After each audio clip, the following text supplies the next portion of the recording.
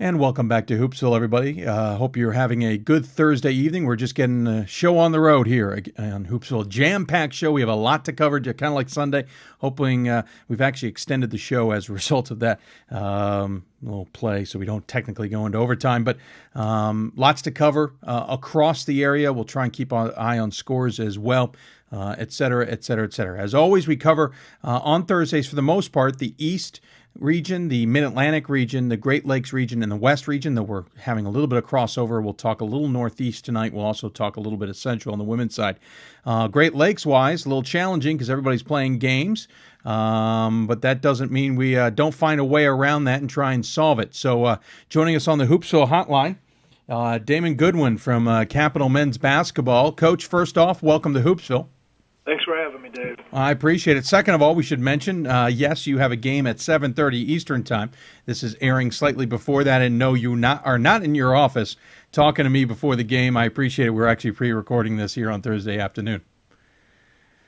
It's a pretty good season, Coach. 19-6 on the season, 16-2 on top of the OAC. You're number one in the OAC. Had a 2-game lead on Baldwin Wallace and Marietta, ahead of Wilmington and John Carroll and Mount Union and the rest, Ohio Northern, et cetera.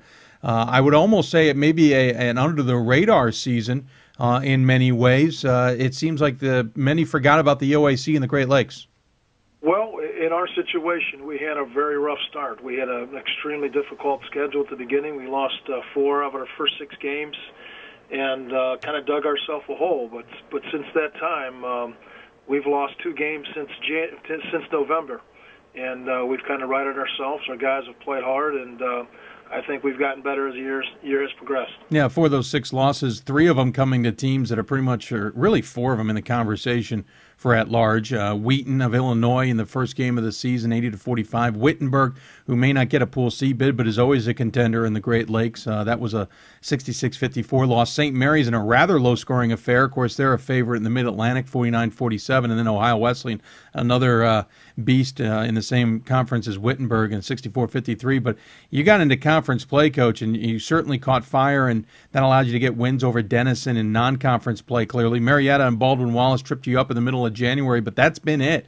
You got to feel good with the turn of the year, as it were. Well, we are. We've won 8 in a row.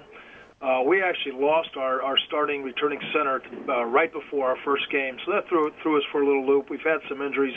Our guys have battled through it, though, and I'm really proud of their effort and the way they've got through some difficult situations, and nobody's complained. We just keep coming out and working and getting after it. And, we just have a very good group of guys right now that get it, and they play hard, and they play the right way. You beat Mount Union both times this year, a close one at home by 4, and on the road you beat them by 9. You play them tonight. Again, this is pre-recorded, but you play them in a matter of minutes in real time. How are you preparing for Mount Union? What do you expect in this one? Well, Mount's a very young team, but they're a very, very talented team. In fact, our all-league stuff just came out today, and there were 2 sophomores and 1 freshman on our all-OAC selections, and all 3 of them are from Mount Union. So we have our hands full. I think they're very talented offensively. They have a lot of guys that can shoot the ball. They'll try to spread us out a little bit. And we just need to continue to do what we do, which is play good, hard defense, throw the ball in the post and play off that post touch, and hopefully we'll be able to knock a few shots down tonight as well. Of course, they always say beating a team 3 times in a season is tough. It's a little bit overrated, but at the same time, when you have tough battles earlier in the year, I know that can kind of resonate a little bit more true. You're sitting 5th in the Great Lakes regional rankings. One would say that's probably in a danger area. You got to get the job done now. Do you feel that pressure? Does the team feel that pressure that you got to get this AQ to make sure you're in the tournament? Well, I think this is an important game for us from that aspect. We were 4th last week, won both games we played, and actually dropped. So I think that sends a message to our team that we still have work to do. And we rarely talk about winning and losing. What we talk about is, let's go do our job. Let's box out. Let's play defense.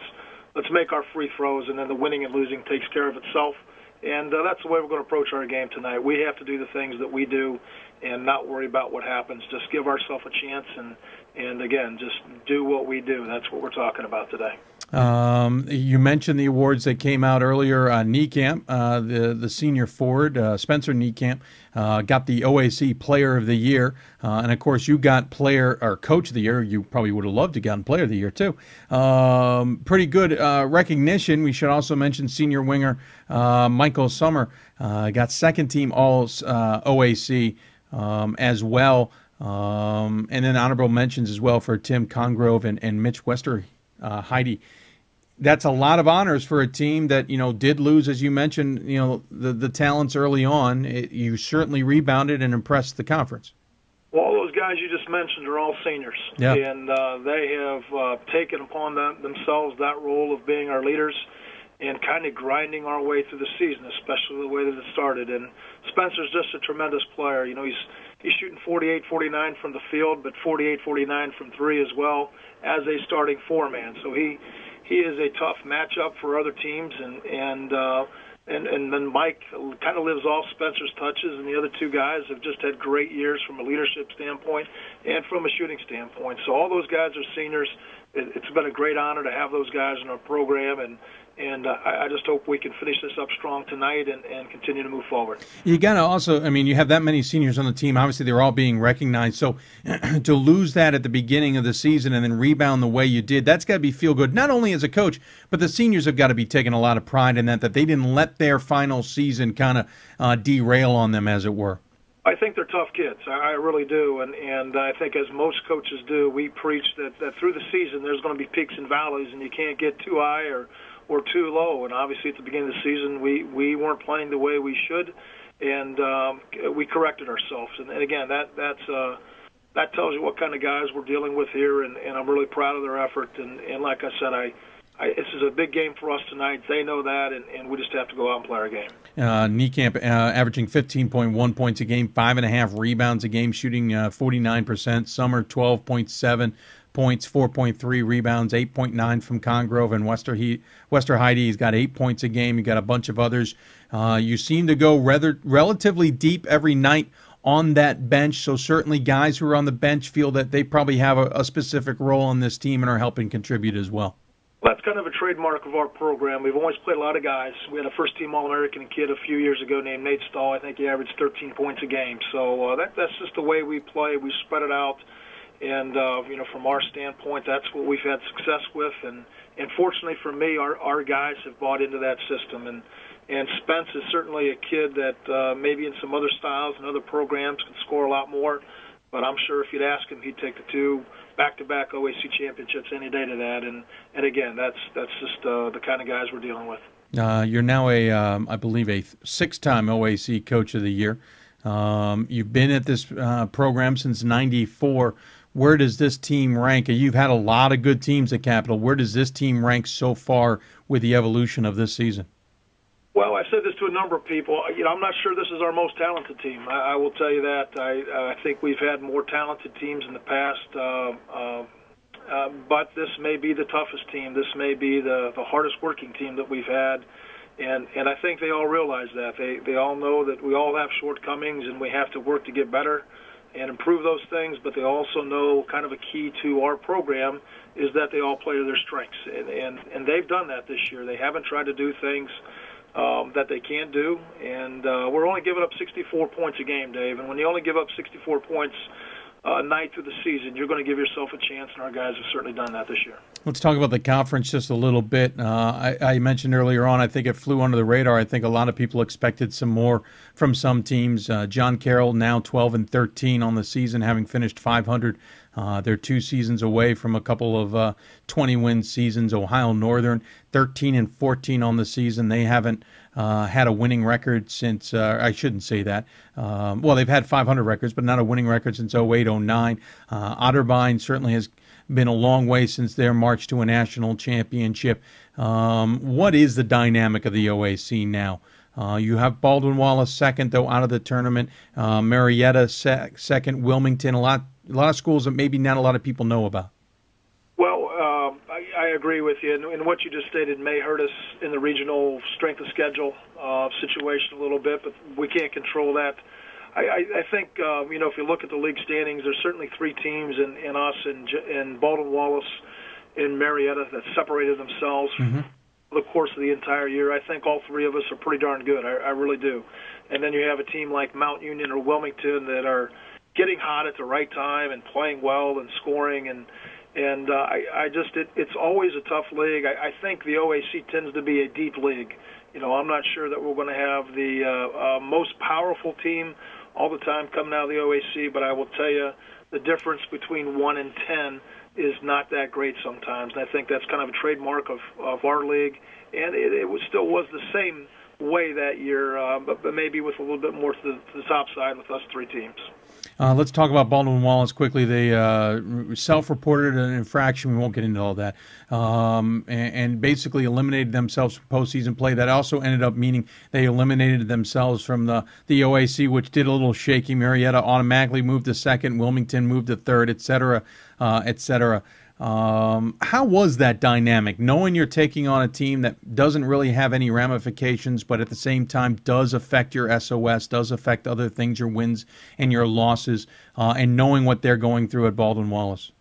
In a normal year, I think Baldwin-Wallace is a team that is being talked about being ranked. They have a very good team, and they had a very good year. I was afraid as an opposing coach that since they couldn't get in the tournament, that they'd put that much more pressure on themselves to Sure. get through the league, and I think they did. We split with them. Marietta split with them. They happened to lose a couple other games that we didn't, and that's the difference for us right now. We haven't really the worst loss that we've had at Capital this year is to Wittenberg, who's 17-9. So that's the worst loss that we've had. But BW and Marietta both lost a couple games to some of those 4, 5, 6 teams in our league, and that's the difference. But in BW's standpoint, I can tell you, in a normal year, they are right there with the rest of the regionally ranked teams. They're very good, and sometimes that may hurt us as well, since they're not up there. People aren't talking about Capital winning the league over Marietta and BW. And again, it goes back to that deepness of our league. I think year in, year out, we have a very balanced and a very competitive league. How do you stack up against the rest of the Great Lakes? I mean, we see you fifth in the regional ranking. Obviously, that's based on criteria. There's the intangibles that top 25 voters look at, et cetera. So how do you see yourself? Should you make the NCAA tournament and maybe have to go through some of these Great Lakes teams, barring that you aren't shipped maybe eastward or southward or westward a little bit here? How do you feel you shape up against the Worcesters, the Thomas Moores, the Calvins, et cetera, of the Great Lakes? Well, the three teams you just mentioned I've seen on tape. We have seen St. Vincent. We played in the same tournament at Carnegie Mellon. We didn't play against them, but we saw them play. And then Ohio Wesleyan beat us here early in the season. I've seen all of them. I've actually seen Hope on tape as well, and Marietta's probably another school that is in the mix somewhere, not regionally ranked, but probably not too far behind. And I'm pretty certain that we belong in that group. I think we've been we have shown through the course of the year that we can compete with most teams out there. Calvin is a tough one. They've had one loss. They've had a great year, and that's probably the team I'm least familiar with. But I know that they always have players. It's a great program. Wesleyan and us had a very tight competitive game. Again, I've seen St. Vincent. I think we're all in that same group, and sometimes, unfortunately, with the regional rankings, it comes down to numbers, and our numbers right now just don't justify us being ahead of some of those teams. Well, hey, Coach, I appreciate you taking the time to join us, especially as you prepare for your game against Mountain Union, obviously the semifinals of the OAC with the championship game coming up on Saturday. I know you'd like to be in that game, so I'll let you go and get you back to planning accordingly as well. Of course, this is pre-recorded. We're not talking to him right before game time. But, Coach, as always, we give the coach the final word. Any final thoughts you'd like to share with those who may be tuning in? Well, thanks for having me. Thanks for promoting Division III basketball, and keep doing what you're doing. Absolutely. Well, thank you, Coach. Good luck tonight against Mount Union, and hopefully we may even see you dancing in March as well. Thank you. Coach Damon Goodwin joining us here on Hoopsville. Appreciate him taking the time to do that again, pre-recorded as they are getting ready to play Mount Union. We have a jam-packed show still ahead, lots to cover. We're going to switch into women's basketball in the Mid-Atlantic and the Central regions. We'll go back to the Mid-Atlantic for men's basketball, go back to the East region for women's basketball and some men's basketball as well. We'll jump into the West region for some men's basketball. We'll add it all here tonight on a jam-packed show here on the last Thursday of the regular season. You're listening to Hoopsville, presented by D3Hoops.com, the National Association of Basketball Coaches. We'll be back right after this.